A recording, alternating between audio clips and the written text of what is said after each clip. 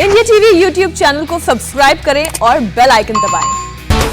नमस्कार, मैं हुसैन रिजवी। नमस्कार, मैं अर्चना सिंह। बंगाल चुनाव के रिजल्ट पर पूरे देश की निगाहें हैं। पूरे देश को बेसब्री से 2 मई का इंतजार है, जब 2021 के सबसे बड़े चुनाव का नतीजा आएगा। लेकिन उससे पहले इंडिया टीवी और पीपल्स पल्स ने जो एग्जिट पोल किया, उसका रिजल्ट बेहद चौंकाने वाला है। एग्जिट पोल के मुताबिक बंगाल में बीजेपी प्रचंड बहुमत के साथ सरकार बनाने जा रही है। और हर कोई जानना चाहता है कि वीवीआईपी कैंडिडेट्स का क्या होने जा रहा है। नंदीग्राम में ममता बनर्जी जीतेंगी या फिर शुभेंदु अधिकारी? भवानीपुर में क्या होगा? क्या बीजेपी के बाबुल सुप्रियो चुनाव हारने वाले हैं? दीदी के कितने मंत्री हारने जा रहे हैं? बंगाल की मुस्लिम बहुल कितनी सीटें बीजेपी जीतने जा रही है? हम आपको एक एक वीआईपी सीट का अनुमान बताएंगे। हम आपको फेज वाइज वीआईपी सीटों का एग्जिट पोल दिखाने जा रहे हैं। सबसे पहले आपको फर्स्ट फेज की वीआईपी सीट पुरुलिया का अनुमान बताते हैं। यहां से बीजेपी के सुदीप मुखर्जी जीत सकते हैं, ऐसा अनुमान लगाया जा रहा है। सुदीप मुखर्जी कांग्रेस को छोड़कर बीजेपी में शामिल हुए हैं। पुरुलिया से टीएमसी ने सुजय बनर्जी को उम्मीदवार बनाया था, जो एग्जिट पोल के मुताबिक यहां से हार सकते हैं। तो पुरुलिया में की यह तस्वीर इस वक्त आपके सामने है। पुरुलिया से सुजय बनर्जी को उम्मीदवार बनाया था और एग्जिट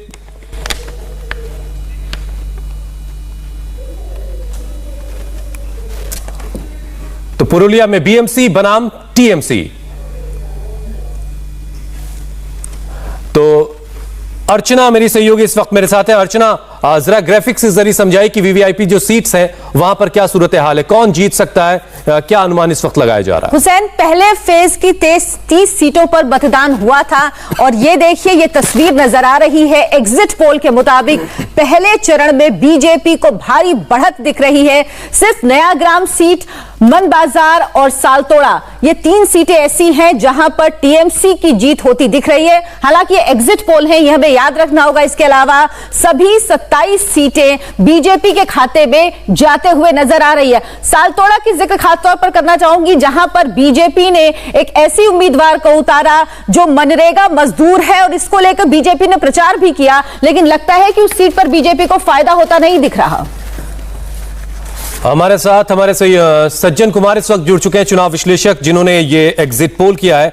सज्जन, जो पहले फेज की 30 सीटें हैं उसमें से 27 सीटें बीजेपी को जाती हुई आप दिखा रहे हैं, और इसमें से जब नतीजे आएंगे तो ये जो अनुमान है आपका, वो कितना इसके करीब जाकर बैठेगा? जी, एक दो सीट का इधर उधर हो सकता है, क्योंकि कोई भी वो एस्ट्रोलॉजी नहीं है, बट ओवरऑल नतीजे लगभग जो मैंने प्रिडिक्ट किया है उसी के आसपास रहेंगे। कारण ये है कि देखिए, ये जंगल महल का एरिया है। इधर की जो डेमोग्राफी है, इसमें आपकी जो scheduled caste, scheduled tribe population है, उसके अलावा जो पॉवर्टी है वो बहुत ज्यादा है। ऐसे में क्या है कि जब कोई रूलिंग पार्टी में करप्शन और पॉलिटिकल रिप्रेशन बहुत बढ़ जाता है, तो वहां पे निश्चित तौर पे एक परिवर्तन या जो बदलाव की आहट है वो बहुत स्ट्रांग होती है। अंडर करेंट था, खुल के लोग नहीं बोल रहे थे, लेकिन अंदर अंदर आप देखें तो बहुत मजबूत वो चेंज को लेके था। और 2019 में भी बीजेपी ने यहां बहुत अच्छा किया था इस रीजन में, और इस बार वही ट्रेंड जो लोकसभा में थे वो विधानसभा में भी है। तो जो एक्चुअल रिजल्ट आएगा मेरे हिसाब से ऑलमोस्ट जो हमने दिखाया है उसी के आसपास रहेगा। सज्जन, जो पुरुलिया की सीट है जहां से सुदीप मुखर्जी को बीजेपी ने उतारा है, जो पहले कांग्रेस में थे और जीते थे 2016 में, उन्होंने टीएमसी के विधायक को, सिटिंग एमएलए को हराया था, तो इनकी जीत, क्या पार्टी बदलने से कोई फर्क नहीं पड़ेगा? इनकी जीत फिर भी तय लग रही है आपको? बिल्कुल बिल्कुल। इस बार जो पूरे बंगाल में केवल पुरुलिया ही नहीं, हर जगह एक चीज कॉमन है कि कैंडिडेट जो है वो सेकेंडरी फैक्टर है, मेन जो फैक्टर है, प्राइमरी फैक्टर, वो सिंबल का है। कि लोग इस बार अगर कैंडिडेट से बहुत खुश नहीं भी हैं, लेकिन जो परिवर्तन चाहते हैं वो सीधा सिंबल को वोट कर रहे हैं। और इस कारण से और भी कोई प्रत्याशी होते तो जो पुरुलिया की सीट है और जो वहां पे सेंटिमेंट है, वहां पे आपके कुर्मी महतो जो है वो काफी संख्या में है, बंगाली हिंदूज हैं और बाकी और भी वहां पे लोग हैं। तो इन सब को देखते हुए वो सीट जो है वो बीजेपी की पक्की सीट है। कैंडिडेट वहां बहुत मायने नहीं रखता है। और अब आपको पहले फेज की बाघमुंडी सीट का एग्जिट पोल दिखाते हैं। बाघमुंडी से आजसू के आशुतोष महतो जीत सकते हैं। बीजेपी ने यह सीट अपने सहयोगी पार्टी आजसू को दी है। बाघमुंडी से यह बड़ी खबर है कि कांग्रेस कैंडिडेट नेपाल चंद्र महतो यहां से हार सकते हैं, जो यहां से 2 बार विधायक रहे हैं। सज्जन, यहां भी नेपाल चंद्र महतो जो यहां से जीतते रहे वो हार रहे हैं, और यहां भी वही बात जो आप कह रहे हैं कि इस बार सिर्फ सिंबल वर्क कर रहा है, यानी बीजेपी ने अगर आजसू को सपोर्ट किया है तो आजसू जीतने जा रही है।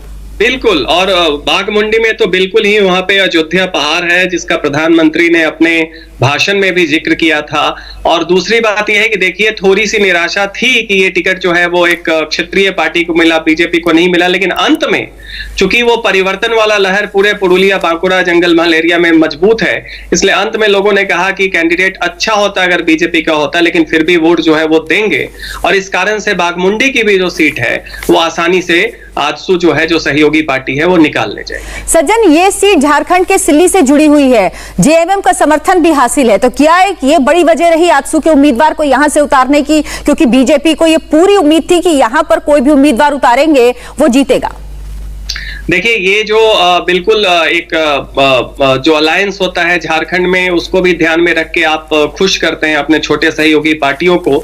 दूसरा ये है कि कहने के लिए जंगल महल का ये जो एरिया है, पुरुलिया वगैरह बंगाल में है, लेकिन लोगों की शादी विवाह सब कुछ जो होती है वो झारखंड से सटा हुआ है, तो उनके बीच में होती है। खासकर जो आदिवासी समाज है या जो कुर्मी महतो समाज है वो बहुतायत में है। दूसरी बात, उधर से हेमंत सोरेन वगैरह आके ममता बनर्जी के फेवर में कर रहे थे, तो इधर से बीजेपी ने भी एक सहयोगी पार्टी को ये देके मैसेज दिया कि उनका भी ये है। लेकिन मूल बात देखिए, चूंकि ये चुनाव बंगाल का है, तो अंततः वहां पे डायनेमिक्स जो समीकरण है वो बंगाल के ही हैं। और जो बाघमुंडी की सीट पे भी आप देखें तो इस बार परिवर्तन का जो लहर है वो बहुत ही मतलब मजबूत है, और इस कारण से आजसू को टिकट देना बीजेपी ने एक सेफ पेट खेला है। क्योंकि आजसू को टिकट देने से बीजेपी की बजाय थोड़ा सा मतलब नुकसान ही होता अगर आप सोचते, लेकिन चूंकि ग्राउंड सिनेरियो इतना मजबूत था कि वो एक सेफ सीट थी और वो निकल भी जाए। जी चलिए, अब पुरुलिया और बाघमुंडी के बाद अब एक और हाई प्रोफाइल सीट की बात कर लेते हैं, और वो हाई प्रोफाइल सीट है खड़गपुर। खड़गपुर का रिजल्ट भी चौंकाने वाला हो सकता है। एग्जिट पोल के मुताबिक यहां से बीजेपी के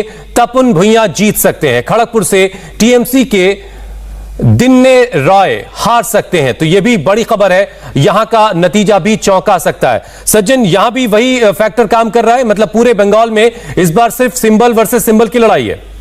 बिल्कुल, और खड़गपुर में तो आप देखें तो खड़गपुर में 2 है, खड़गपुर सदर की सीट है और एक खड़गपुर ग्रामीण सीट है।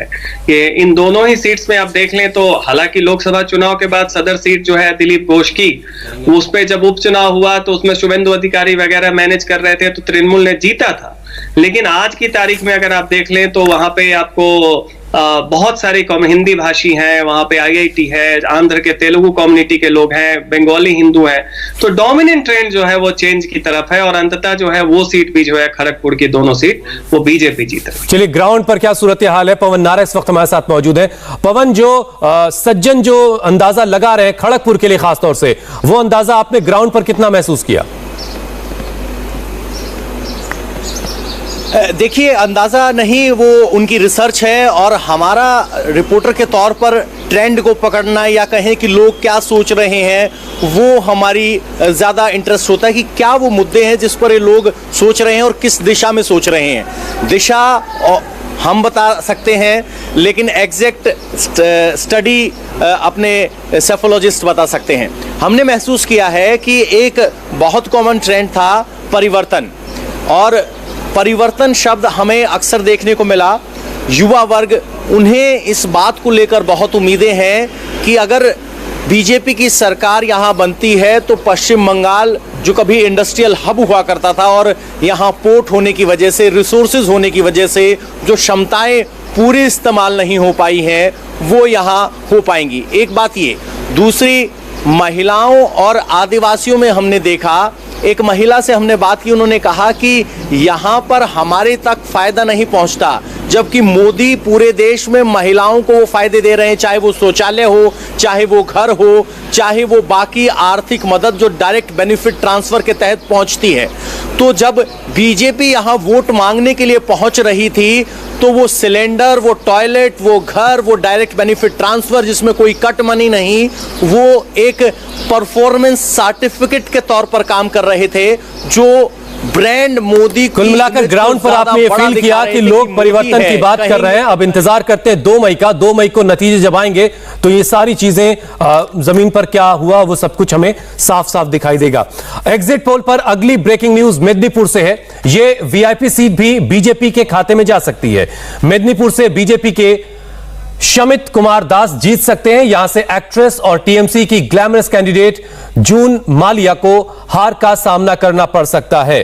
अर्चना, आप बंगाल में आपने भी काफी दौरा किया, मेदिनीपुर को आप कैसे देख रही हैं? मेदिनीपुर ये जो इलाका है पूरा हुसैन, ये है वैसे तो बीजेपी का लोकसभा चुनाव में बढ़त हासिल की, उसके बाद जब शुवेंदु अधिकारी आए तो ये इलाका बहुत ज्यादा लगा बीजेपी को वो अपना होल्ड यहाँ पे कायम रख पाएगी। और मेदिनीपुर से ही सांसद भी हैं दिलीप घोष, इसलिए सीट बेहद महत्वपूर्ण है। हम जानते हैं, जो हमारे गेस्ट हैं उनसे जानते हैं कि क्या चीजें हैं यहां पर ऐसी। सज्जन, यहां पर मेदिनीपुर जो बीजेपी का होल्ड का इलाका है और इसीलिए शायद टीएमसी ने यहां से एक कलाकार को उतारा, एक्ट्रेस को उतारा, क्योंकि बंगाल में ट्रेंड है कि लोग एक्टर एक्ट्रेसेस को पसंद करते हैं। लेकिन क्या उसके बावजूद भी ये सीट निकल जाएगी टीएमसी के हाथ से?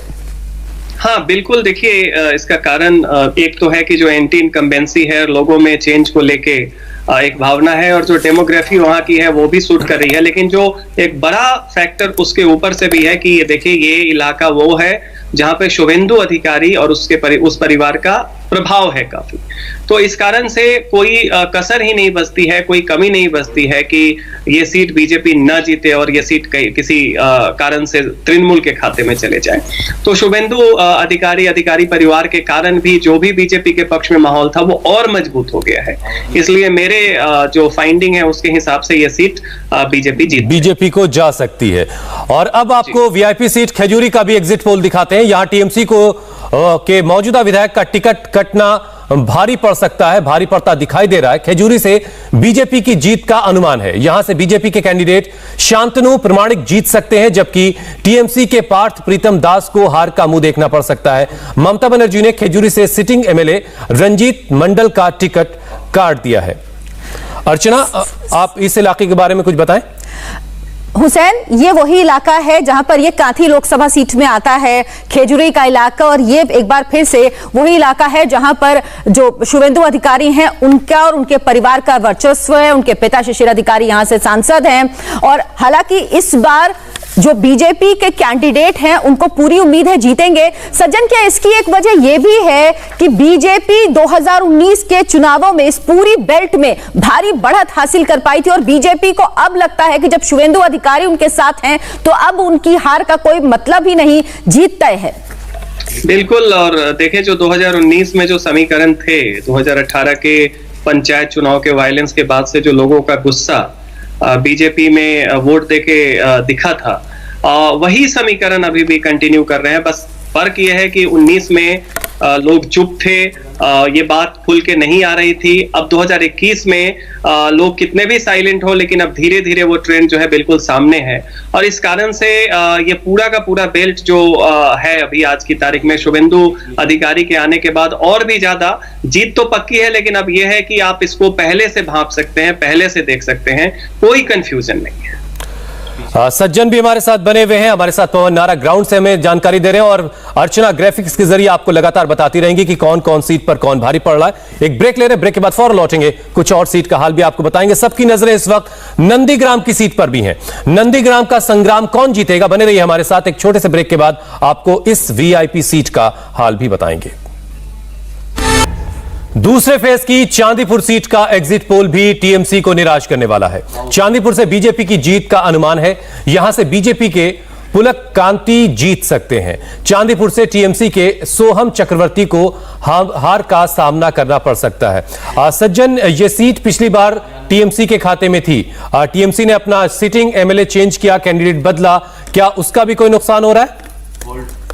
नहीं, जैसा कि हमने पहले बताया कि इस बार क्या है कि दो चीजें आपको देखने को मिलेंगी जो हर सीट में है। एक तो जो तृणमूल कांग्रेस है उसके मतलब कि अगेंस्ट में जो एंगर है, उसमें कैंडिडेट फैक्टर जो है बहुत ज्यादा उस एंगर को मतलब कम करने में सफल नहीं हुआ है। तो तृणमूल में जो ये किया कि बहुत सारे सीटों पे कैंडिडेट चेंज किया ये सोच के कि जो पहले से जो बदनाम कैंडिडेट है या जिनके अगेंस्ट में एंटी इनकम्बेंसी है, चेहरा बदल दो तो शायद वोट मिले, वो नहीं हुआ। और दूसरा ये हुआ कि जो उसके अगेंस्ट में जो सेंटिमेंट चेंज को लेकर था, जो हमने पहली बार कहा वो हर सीट पे है कि इस बार लोगों ने कहा कि बीजेपी का कैंडिडेट कौन है ये हमें पता नहीं है, लेकिन इस बार हम उस सिंबल को वोट कर रहे हैं, क्योंकि अगर हमें चेंज लाना है तो कांग्रेस और सीपीएम जो है वो क्रेडिबल मजबूत अल्टरनेटिव नहीं है।